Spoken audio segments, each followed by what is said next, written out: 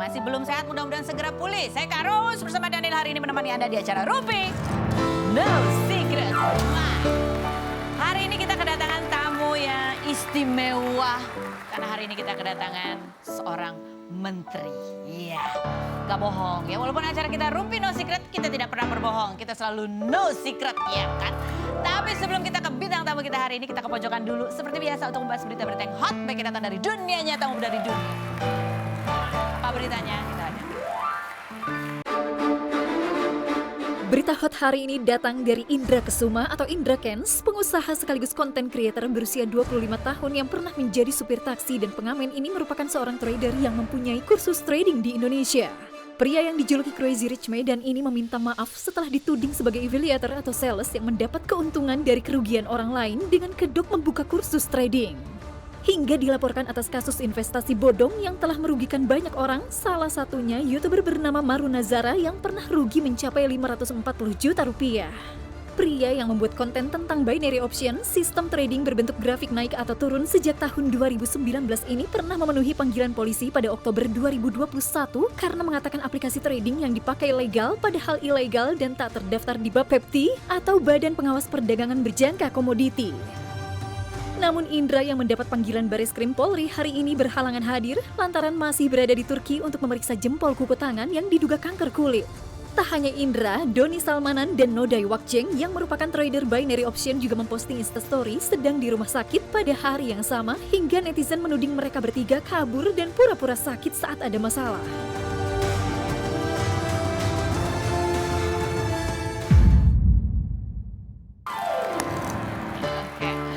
Baik, siapakah Pak Menteri yang akan kita wawancara hari ini? Ada Menteri BUMN Pak Erick Thohir bersama Gus Humaydi. Ya. Ini adalah sosok warga Madura yang berhasil membuat miniatur pesawat Garuda sepanjang 3 meter yang diterbangkan dengan remote. Seperti apa profilnya kita lihat dulu yang berikut ini. Erick Thohir, Menteri Badan Usaha Milik Negara berusia 51 tahun ini sebelumnya adalah pengusaha di bidang media dan pernah viral karena membeli klub bola asal Italia Inter Milan. Sosok menteri yang dikenal humoris dan aktif di sosial media ini Januari lalu kembali viral setelah naik ojek online ke sirkuit Mandalika dan bercerita kepada driver ojek online tersebut bahwa ia akan bertemu Presiden Joko Widodo.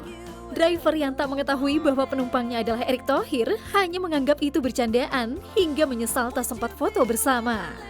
Nama Erick Thohir kembali ramai setelah memberi apresiasi karya Gus Humaydi, pria berusia 27 tahun asal Madura yang bekerja sebagai tukang servis elektronik dengan pendidikan terakhir sekolah dasar dan berhasil membuat miniatur pesawat maskapai penerbangan Indonesia.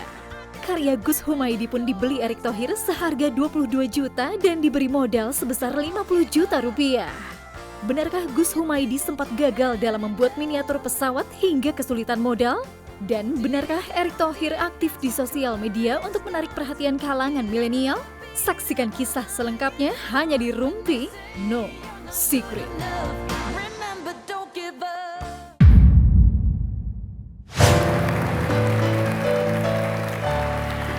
Baik pemirsa, hari ini luar biasa sekali saya berkesempatan bertemu dengan Menteri BUMN Bapak Erick Thohir. Selamat siang Pak Erick. Terima kasih sudah hadir. Ini ada beberapa hal yang mau kita tanya langsung sama Pak Erick ya. Yang pertama, ini ada artikel tentang ini. Pak Erick Thohir katanya naik ojek pada saat mau melihat sirkuit Mandalika. Ini ada artikelnya.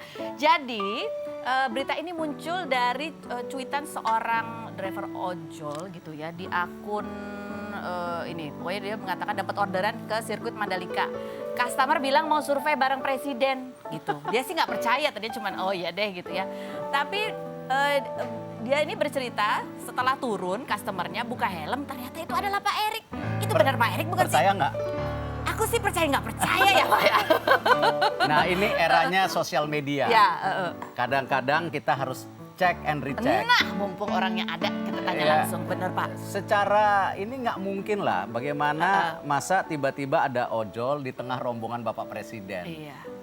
Yang pasti waktu itu yang diboncengin saya Pak Pratik tetapi udah disiapkan pengawalan. Oh. Nah, tapi kan begini, itu kan namanya mimpi. Iya, harapan ya. Ya, maklum lah. Ya, karena memang saya pernah juga ketemu waktu itu lagi makan sate kelatak. Tiba-tiba ada tukang ojol, nah itu kalau itu beneran. Oh itu beneran minta foto? Datang, Pak boleh minta foto. Ya saya juga kaget. Ya itu kita foto terus kita ajak makan. Kalau itu benar. Oh ini dia cerita dari iya, ojolnya yang nih. ini. Wah beliau ramah banget sih, banyak banget yang ditanyain apa aja kira-kira. Kalau ini ternyata- fakta. Ini fakta ya, ada Fakta. fotonya, Ada ada buktinya fotonya. gitu. Oke baik. Nah yang berikutnya juga yang mau kita bahas bersama Pak Erick Thohir. Tanggal 16 ya, 16 kemarin Indonesia berduka kehilangan salah seorang seniman terbaiknya gitu ya. Dorce Gamalama yang meninggal di usia 58 tahun. Nah ini Pak Erick Thohir juga memberikan postingan ucapan bela sungkawa begitu, dan kita tahu di saat-saat terakhir kehidupan beliau itu juga sering banget bercerita. Ini tampaknya sebuah pertemuan yang sangat berkesan. Dijenguk oleh Pak Erick Thohir pada saat dirawat di rumah sakit di RSPP waktu itu ya Pak Erick. Betul ya? Ya kalau kita kan pernah di TV, Ya. kita di media lah. Tidak Ya. mungkin orang media tidak kenal sosok Bunda Dorce. Ya. Dan tentu beberapa kali juga kita buat acara bareng. Nah waktu itu saya kembali dari Rokan waktu itu kalau tidak salah. Saya ditelepon Abdi Sleng, lalu saya di connect ke keluarga, lalu ada Mbak Ermi Kulit. Nah waktu itu ya saya bilang ya udah kalau gitu langsung aja kalau udah ini. Nah lalu saya balik dari Rokan, sebelum berangkat dari Rokan, begitu saya balik dari Rokan makanya saya langsung datang ke rumah sakit Pertamina waktu itu. Itu waktu itu kalau nggak salah bulan Oktober ya? Kalau nggak salah ya. Waktu itu sempat ngobrol apa aja sama? Ya intinya saya bilang sama Bunda Dorce harus tetap tabah. Karena beliau itu kan dalam kesenian, entertainment itu sudah tokoh. Tokoh ya. Dan kehidupan sehari-hari beliau juga kan memang sering juga membantu orang, yatim piatu apa semua. Jadi ya menurut saya sebuah figur yang patut kita apresiasi, kita jaga. Karena itu ketika saya dikontak ya kita coba memberi bantuan maksimal. Jadi seluruh perawatan, kan gini loh, kadang-kadang di dunia olahraga artis itu kan ketika dia sudah tidak melakukan kegiatannya, kebanyakan sudah tidak punya tabungan. Oh. Nah inilah yang kadang-kadang kita juga harus mempersiapkan diri dengan baik ketika kita lagi Di atas. mesti menabung ya. Iya. Saya ngelihat bagaimana juga tidak hanya di Indonesia, di luar negeri Sama ya seperti sama seperti itu. Nah itulah kenapa penting sekali para figur ini juga menyadari bahwa yang namanya hidup itu berputar, kadang-kadang di atas, kadang-kadang di tengah, kadang-kadang di bawah. Harus siap sampai nanti pensiunnya seperti Ya, apa harus, gitu ya harus. Pak Erick. Nah yang berikutnya yang kita mau tanya ini juga yang terbaru ya. Ini kemarin juga sempat viral, ada sosok warga dari Sampang Madura yang bisa membuat miniatur pesawat Garuda sepanjang 3 meter dan bisa diterbangkan dengan menggunakan remote gitu ya. Ini sampai dicari-cari sama Pak Erick Thohir. Di Instagramnya bahkan diumumkan ya Pak Erick, ini siapa gini bisa menghubungi di mana gitu. Kita lihat dulu seperti apa sih pesawat yang dibuat oleh Pak Gus Humaydi berikut ini. Gus Humaydi.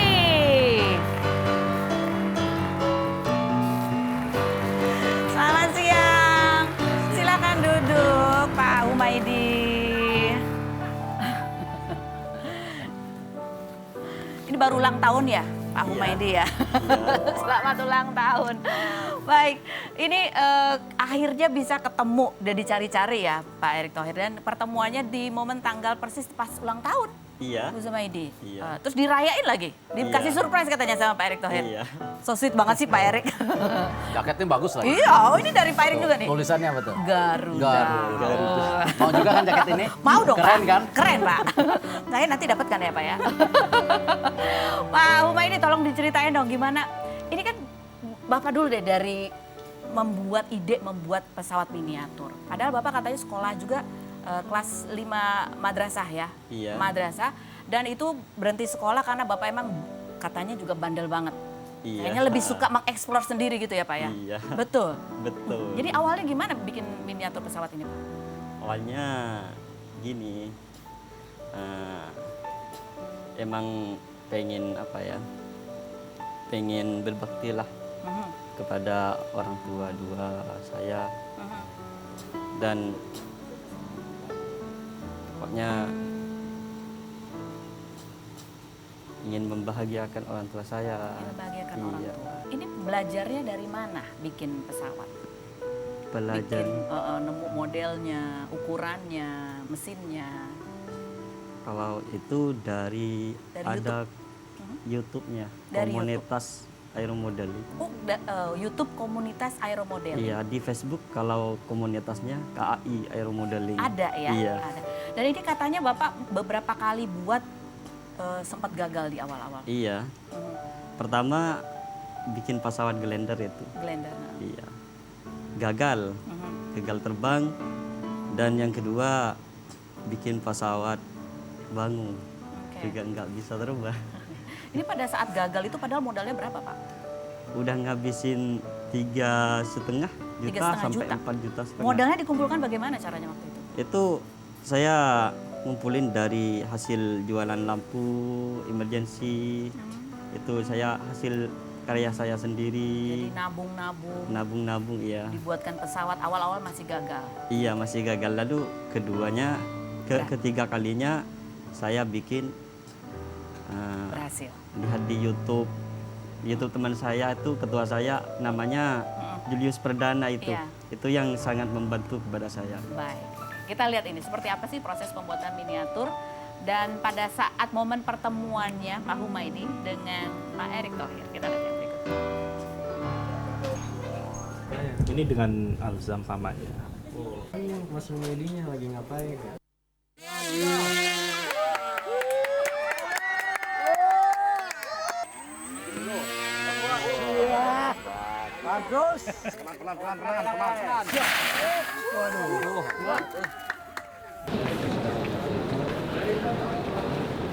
Menuju di atas lantai 2 ya Bapak ya. Oh Mohon iya. maaf menyampaikan kembali per 1 Januari. Nanti apa jenengan dikit nomor 7. Enak banget. Enak. Takut nggak? Agak takut kalau getar itu. Pas terbang gimana? Iya. Terbang agak di apa? Seperti melayang lah. Ini. Agak kurang tinggi. Kalau kaki kanan nggak bisa ya?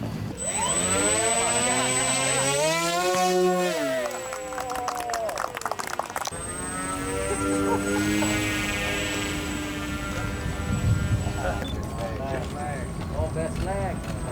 Mantap. Dikir-kir takut ya, takut jatuh aja. Luar biasa. Pak Humaydi tadi ada videonya Bapak naik pesawat ditanyain berapa kali pengalaman naik pesawat Pak? Atau itu baru pertama kali? Baru pertama kalinya Itu baru pertama Iya. kalinya dari Madura ke Jakarta. ke Jakarta. Itu. Tapi Bapak bikin pesawat sebelum itu belum pernah naik pesawat Pak? Belum pernah. Jadi gimana rasanya Pak naik pesawat? Rasanya ya pertamanya takut. Pertamanya Tapi takut. kalau sudah ke atas itu nggak takut. Nggak takut. Iya, enak banget itu. Enak banget ya. Iya. Bener nggak sih Pak Humaydi katanya Bapak itu sebelum dikontak sama timnya Pak Erick Thohir itu sempat mimpi Iya. dapat hadiah. Hadiah. Dan Iya, rasanya benar. benar-benar nyata gitu. Iya benar, demi Allah itu. Heeh. Itu waktu itu saya sudah sholat Jumat, Heeh. ngantuk banget, Heeh. nggak bisa nahan. Lalu saya cepat pulang ke rumah. Nah, nyampe rumah saya di kamar yang paling barat, di kamar di dalam Iya. rumah ya, Iya. tidur. Iya. Tidur, lalu saya bermimpi dapat hadiah. Yang hadiah itu sangat lumayan berharga, sangat berharga Ini bagi. beneran kan mimpi Pak? Iya, demi Bener ya? Allah, iya, Oke. demi Tuhan ini. Jadi Itu. begitu bangun Bapak lihat Facebook ternyata banyak yang Iya, banyak yang dicari Pak Erick Thohir gitu. Iya. Itu ya Allah, ini kok bisa kebetulan banget, mimpi kok jadi bisa kenyataan. Oh, Ya Allah. gimana rasanya Pak ketemu Pak Erick Thohir? Deg-degan nggak? Iya. Pokoknya ini bahagia banget saya bertemu Bapak. Sampai ini ditraktir ini semuanya, dikasih naik pesawat di kelas itu Garuda yang enak, sampai semuanya ditraktir sama Bapak. Pokoknya saya berterima kasih sama Bapak. Dapat bantuan modal juga. Iya semua. Bantuan modal usaha dan peralatan usaha. Iya semua. Pesawatnya dibeli juga sama Pak Erick. Iya. dapat apa lagi Pak? Pokoknya semua dari Bapak. Semua dari Iya, banyak. apa yang Bapak rasakan? Saya sangat bangga dan bahagia banget sama Bapak. Sudah ditanggung semuanya, mulai dari Madura ke sini ke Jakarta. Semuanya dari hotel semuanya. Kuat semuanya. Dan Pak Humaidin kan tadi cita-citanya ingin membanggakan orang tua, Iya. ingin membahagiakan orang tua. Dengan apa yang dialami Pak Humaidi sekarang, apa yang ingin Bapak sampaikan ke orang tua? Ke orang tua, ke Bapak.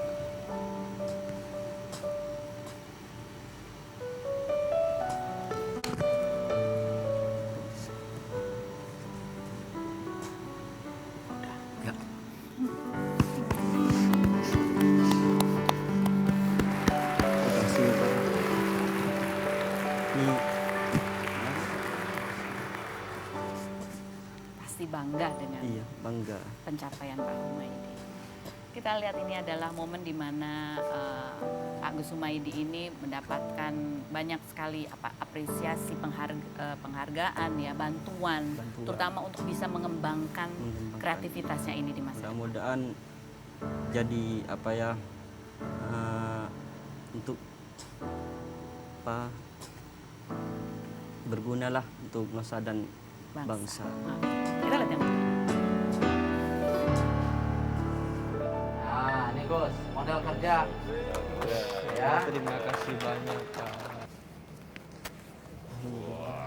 Wah.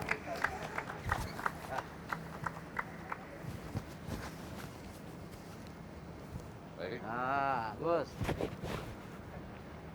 Yang tadi nih. Yang Iya Pak, 777. yang 77. Ya. Tuh, BOI 777. 300 iya Pak. Sekarang. Ya. Selamat ulang tahun kami ucapkan. Gaya Covid. Bukannya pelit atau gak mau, yang modal dikit yang ingin aku beri padamu doa setulus hati. Dan ini acaranya di hanggar pesawat di Halim. Perdana Kusuma, begitu ya. Ini dari Madura, gitu ya. Itu juga pahlawan dari Madura, sampai ada hashtagnya Pak, Madura Pride. Wah. Gitu. Nah, ini membanggakan juga Iya. untuk seluruh masyarakat Madura dan tentunya masyarakat Indonesia. Kreatif banget begitu ya.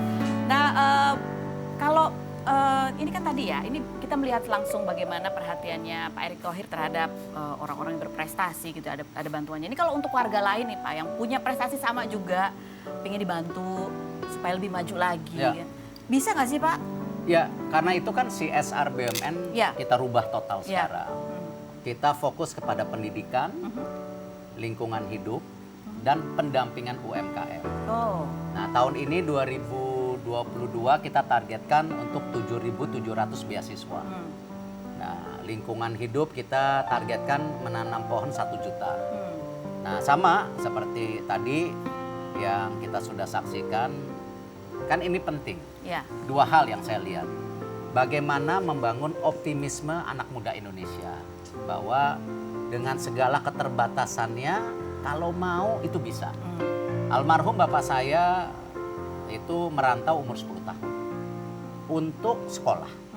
SD, nyari SMP, itu dari Gunung Sugi ke Tanjung Karang di Lampung. Dari Lampung dia cari SMA ke Solo. Baru ke Jakarta. Artinya kalau waktu itu beliau pasrah, ya sama seperti Gus pasrah. Dari desa, sulit, ya akhirnya tidak jadi apa-apa. Tetapi karena ada kemauan, makanya waktu itu saya juga langsung melihat, saya langsung respon di mana.